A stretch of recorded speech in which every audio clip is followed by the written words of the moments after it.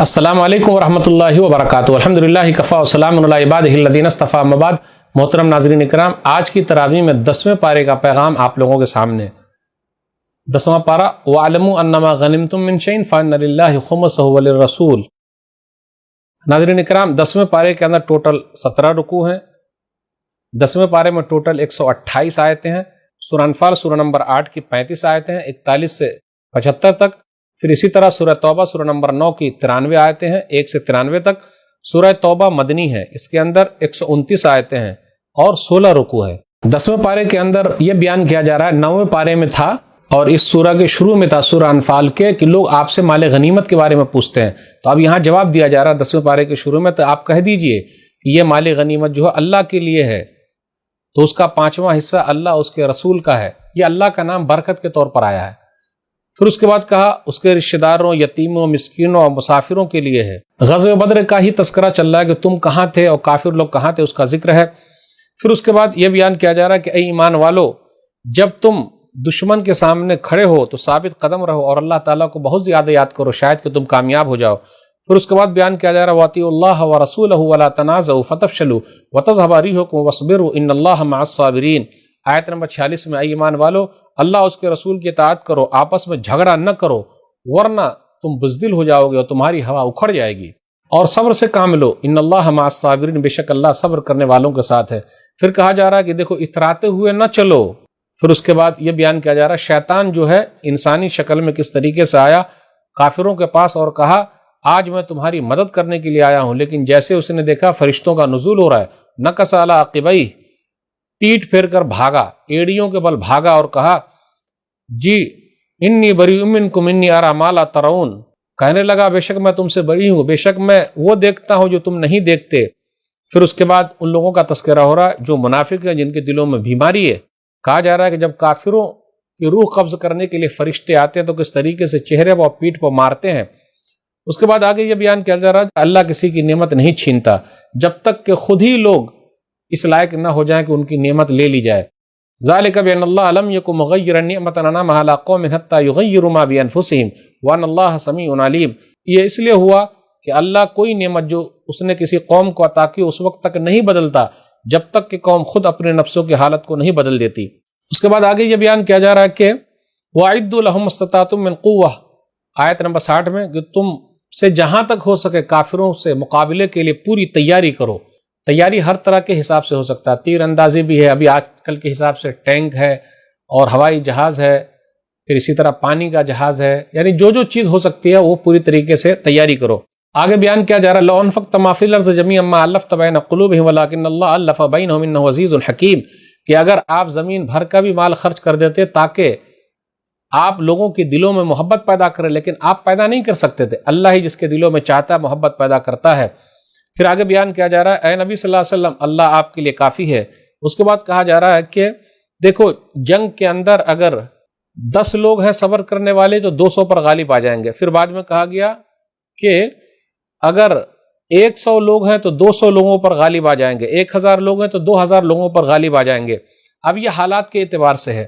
پھر اس کے بعد آیت نمبر 67-68 پر غور کیجئے کہ جو قیدی بنائے گئے تھے غزوہ بدر کے اندر 70 قیدی بنائے گئے تھے کافروں میں سے۔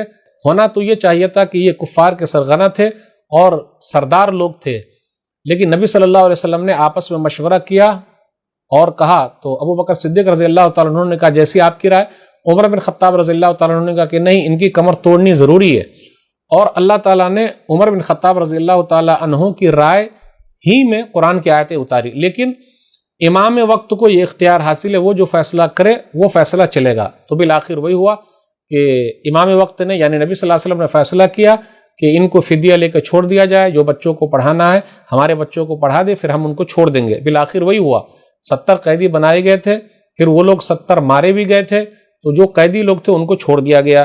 پھر آگے ایمان والوں کا تذکرہ ہے، مہاجرین کا تذکرہ ہے، اللہ کے راستے میں جو نکلے ہیں ان کا تذکرہ ہے، پھر اسی طرح جو ان کی مدد کرنے والے ہیں ان کا ذکر ہے۔ پھر اسی طرح بیان کیا جا رہا ہے اخیر کی آیت میں ان اللہ بکل شیء علیم، اللہ تعالیٰ ہر چیز کو خوب جاننے والا ہے۔ اس کے بعد سورہ توبہ ہے، یہ مدنی سورہ ہے، اس کے اندر 129 آیتیں ہیں اور 16 رکوع ہے۔ اس سورہ کے اندر شروع میں بسم اللہ الرحمن الرحیم نہیں ہے، کہا جاتا ہے یہ سورہ انفال سورہ نمبر 8 کا تتمہ ہے، بقیہ ہے۔ یہ بھی لمبی صورتوں میں سے ایک سورہ ہے، 7 لمبی صورتوں میں سے۔ اس سورہ کو سورہ برات بھی کہتے ہیں۔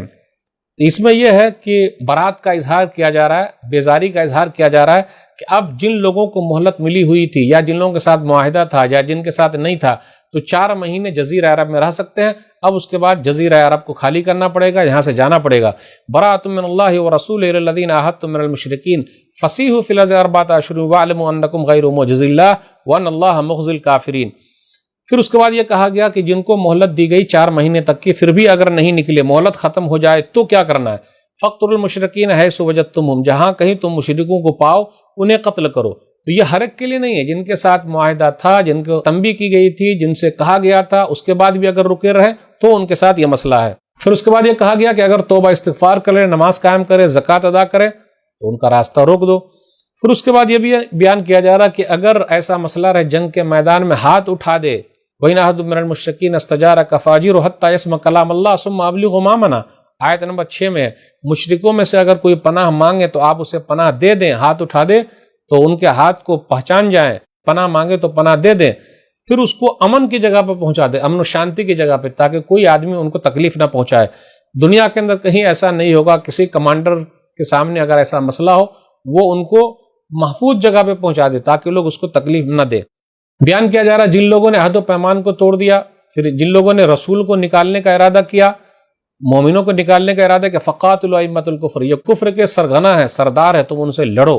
پھر آگے یہ بیان کیا جا رہا ہے کہ مسجدوں کو آباد کون کرتے ہیں، انما یامر مساجد اللہ من آمن باللہ والیوم الاخر واقام الصلاۃ وآتى الزکاۃ ولم یخش الا اللہ فعسى اولئک ان یکونوا من المہتدین، جو اللہ پر ایمان لائے، آخرت کے دن پر ایمان لائے، نماز قائم کیے، زکوٰۃ ادا کیے اور اللہ ہی سے ڈرتے ہیں، امید ہے کہ یہی لوگ سیدھے راستے پر ہیں۔ پھر یہ بیان کیا جا رہا ہے حاجیوں کو پانی پلانا، مسجدوں کو آباد رکھنا، کیا وہ لوگ ایمان والوں کی طرح ہو سکتے ہیں؟ جی نہیں ہو سکتے۔ پھر اس کے بعد یہ بیان کیا جا رہا ہے اے ایمان والو، تم اپنے باپ کو، اپنے بھائیوں کو دوست مت بناؤ اگر وہ کفر پر ہی اڑے ہوئے ہیں۔ اس کے بعد آیت نمبر 24 کے اندر 8 چیزوں کا ذکر ہے۔ آپ کہہ دیجئے تمہارے باپ، تمہارے بیٹے، تمہارے بھائی، تمہاری بیویاں اور تمہارے کنبے اور قبیلے اور وہ مال جو تم نے کمایا ہے اور تجارت میں کمی سے تم ڈرتے ہو، اور وہ محلہ جسے تم پسند کرتے ہو، وہ تمہاری بلڈنگیں جسے تم پسند کرتے ہو، یہ تمام چیزیں اگر اللہ اور اس کے رسول سے اور اللہ کی راہ میں جہاد کرنے سے زیادہ محبوب ہے تو تم انتظار کرو۔ احب الیکم من اللہ ورسولہ وجہاد فی سبیلہ فتربصوا حتی یاتی اللہ بامرہ، اللہ اپنا حکم لے آئے، واللہ لا یہدی القوم الفاسقین، اور اللہ نافرمان لوگوں کو ہدایت نہیں دیتا۔ اب اس کے بعد آیت نمبر 25، 26، 27 کے اندر ہے غزوہ حنین کا تذکرہ ہے۔ حنین مکہ اور طائف کے درمیان وادی ہے حنین، فتح کا، جیت کا انحصار، غیبی مدد اللہ پر ہے۔ 12,000 لشکر تھا، سوچ رہے تھے کہ ہم تو جیت جائیں گے، لیکن بالآخر کیا ہوا، جب وہ لوگ اترائے تو اللہ نے کس طریقے سے وقتی طور پر ان لوگوں کو آزمائش میں ڈال دیا۔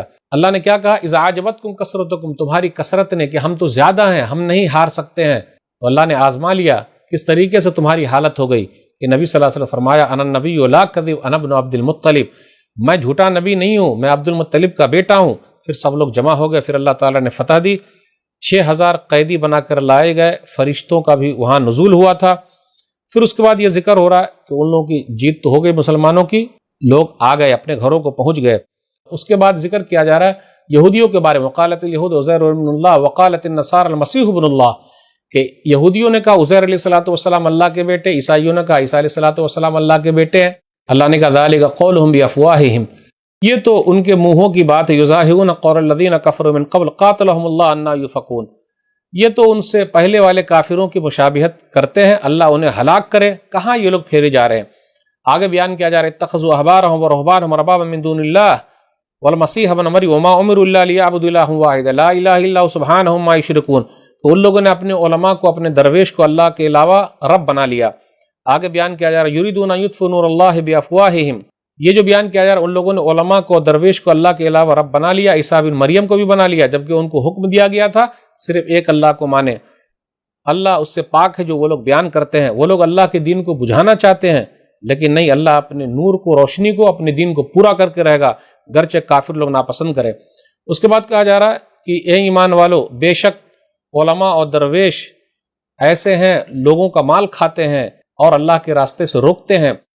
اور اس کے بعد کہا جا رہا ہے جو لوگ زکوٰۃ ادا نہیں کرتے، والذین یکنزون الذھب والفضة ولا ينفقونها في سبیل اللہ فبشرهم بعذاب علیم یوم یحمى علیہا فی نار جہنم فتکوی بها جباہهم وجنوبهم وظہورهم ھذا ما کنزتم لانفسکم فذوقوا ما کنتم تکنزون۔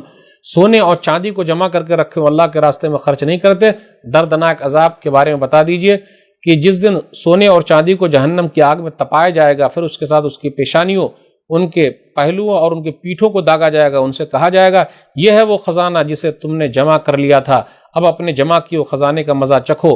پھر اس کے بعد کہا جا رہا ہے کہ اللہ کے نزدیک مہینوں کی تعداد 12 ہے، اسی دن سے جس دن آسمان و زمین کو اللہ نے پیدا کیا، اور یہی سیدھا دین ہے۔ پھر اس کے بعد آگے جو تذکرہ ہو رہا ہے غزوہ تبوک کا تذکرہ ہو رہا ہے، آیت نمبر 38 سے آخری آیت نمبر 129 تک لمبا واقعہ، اب غزوہ تبوک کا تذکرہ ہو رہا ہے۔ کہا جا رہا ہے کہ کیوں نہیں تم لوگ مدد کرتے ہو رسول اللہ صلی اللہ علیہ وسلم کی، جبکہ اللہ نے مدد کیا تھا اس وقت جب وہ غار میں تھے۔ اذ یقول لصاحبہ لا تحزن ان اللہ معنا، اللہ اپنے نبی کا مددگار ہے جب انہوں نے اپنے ساتھی سے کہا گھبرائیے نہیں، اللہ ہمارے ساتھ ہے۔ پھر اسی طرح منافقوں کے لیے کہ جب نبی صلی اللہ علیہ وسلم نے غزوہ تبوک کا ذکر کیا، تبوک میں جانا ہے، گرمی کا موسم تھا، پھل پکے ہوئے تھے، کچھ لوگوں کے پاس سواری نہیں تھی، بہت دور کا سفر تھا، لوگوں سے کہا تو کچھ لوگ فوراً تیار ہو گئے، کچھ لوگ نہیں تیار ہوئے، کچھ لوگ بعد میں تیار ہوئے، کچھ لوگ منافقوں میں سے تھے نہیں تیار ہوئے، پیچھے رہ گئے، اور کچھ لوگ واقعی سچے تھے لیکن کیا ہوا، آج جاؤں گا کل جاؤں گا اس طرح کرتے کرتے نہیں گئے اور نبی صلی اللہ علیہ وسلم واپس چلے آئے۔ اس لیے اس سورہ کا نام سورہ توبہ بھی ہے۔ وہ 3 لوگ تھے، وہ 3 لوگ کون تھے ان کا تذکرہ 11ویں پارے کے اندر جب سورہ توبہ ختم ہونے والی رہے گی اس میں پتہ چل جائے گا وہ 3 لوگ کون تھے۔ اب آئیے بیان کیا جا رہا ہے کہ منافقوں کو نبی صلی اللہ علیہ وسلم نے کہا ٹھیک ہے، وہ لوگ آئے، اب بہانہ بنایا تو اللہ نے کہا کہ آپ انہیں معاف کر سکتے، آپ ان کو اجازت دے سکتے، لیکن ان کو پتہ چل جائے گا پیچھے رہ جانے والوں کا انجام کیا ہے، وہ لوگ جھوٹے ہیں۔ پھر اس کے بعد کہا جا رہا ہے کہ جب ان کو تکلیف ہوتی تو جاتے نہیں، اور جب تکلیف نہیں ہے تو مال کے لیے جا رہے ہیں۔ پھر اسی طرح یہ بھی بیان کیا جا رہا ہے کہ ان سے کہیے تم جو بھی خرچ کرو، جس طریقے سے بھی خرچ کرو، دکھا کے یا پھر چھپا کے خرچ کرو، اللہ قبول کرنے والا نہیں ہے۔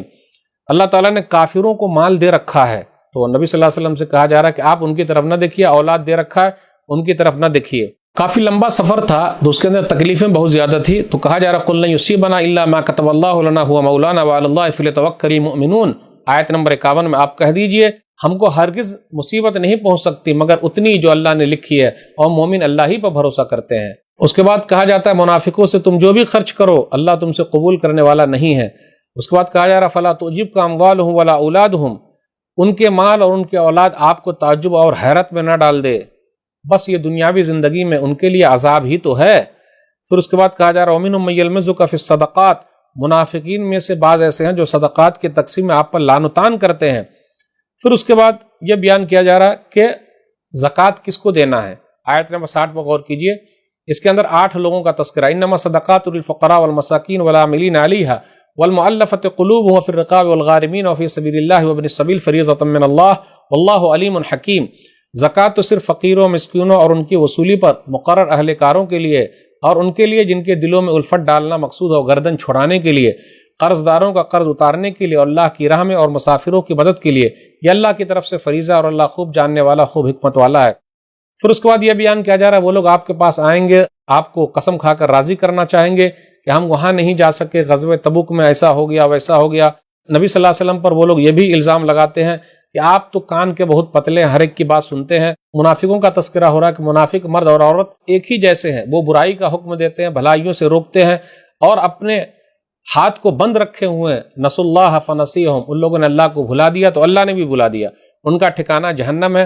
پھر قوموں کا تذکرہ ہوا، کس طریقے سے اللہ نے ان کو ہلاک کیا، قوم نوح، قوم عاد، قوم سمود، قوم ابراہیم اور اصحاب مدین، اور الٹی ہوئی بستیوں والے ہر ایک کو اللہ نے پکڑ لیا۔ اللہ نے کہا فما کان اللہ لیظلمہم ولکن کانوا انفسہم یظلمون، اللہ نے ان لوگوں پر ظلم نہیں کیا لیکن وہ لوگ اپنے آپ ظلم کرنے والے تھے۔ اب مومنوں کا ذکر ہو رہا ہے کہ ان میں سے بعض کے دوست ہیں، بھلائی کا حکم دیتے، برائیوں سے روکتے اور نماز قائم کرتے، زکوٰۃ ادا کرتے، اللہ اس کے رسول کی اطاعت کرتے، اللہ ان پر رحم فرمائیں گے، اور ان لوگوں کے لیے جنت ہے، ورضوان من اللہ اکبر، اور اللہ کی رضامندی ہے، یہ بہت بڑی چیز ہے۔ اس کے بعد منافقوں کا ذکر ہو رہا ہے، نبی صلی اللہ علیہ وسلم گھاٹی سے گزر رہے تھے، وہ لوگ آپ کے اوپر پتھر گرانا چاہتے تھے لیکن اللہ تعالیٰ نے بچا لیا آپ کو۔ وَهَمُّوا بِمَا لَمْ يَنَالُوا، ان لوگوں نے ارادہ کیا لیکن اس میں وہ لوگ کامیاب نہیں ہوئے۔ منافقوں میں سے کچھ لوگ ایسے ہیں جو یہ کہتے ہیں کہ اگر اللہ ہم کو مال دے گا تو ہم صدقہ و خیرات کریں گے، لیکن جب اللہ نے دیا تو وہ لوگ بخیلی کر بیٹھے۔ پھر آگے یہ بیان کیا جاتا ہے کہ وہ لوگ ایمان والوں کا بھی مذاق اڑاتے ہیں۔ پھر اس کے بعد نبی صلی اللہ علیہ وسلم سے کہا جاتا ہے کہ آپ ان کے لیے 70 بار بھی استغفار کریں گے تو اللہ معاف نہیں کرے گا۔ پھر اس کے بعد آگے بیان کیا جا رہا ہے آیت نمبر 84 میں وَلَا تُصَلِّ عَلَىٰ أَحَدٍ مِّنْهُم مَّاتَ أَبَدًا وَلَا تَقُمْ عَلَىٰ قَبْرِهِ إِنَّهُمْ كَفَرُوا بِاللَّهِ وَرَسُولِهِ وَمَاتُوا وَهُمْ فَاسِقُونَ، کہ آپ ان کی جنازے کی نماز مت پڑھیے، ان کی قبر کے پاس مت جائیے۔ نبی صلی اللہ علیہ وسلم عبداللہ بن ابی بن سلول کے جنازے کی نماز پڑھنا چاہتے تھے تو اللہ نے منع کر دیا۔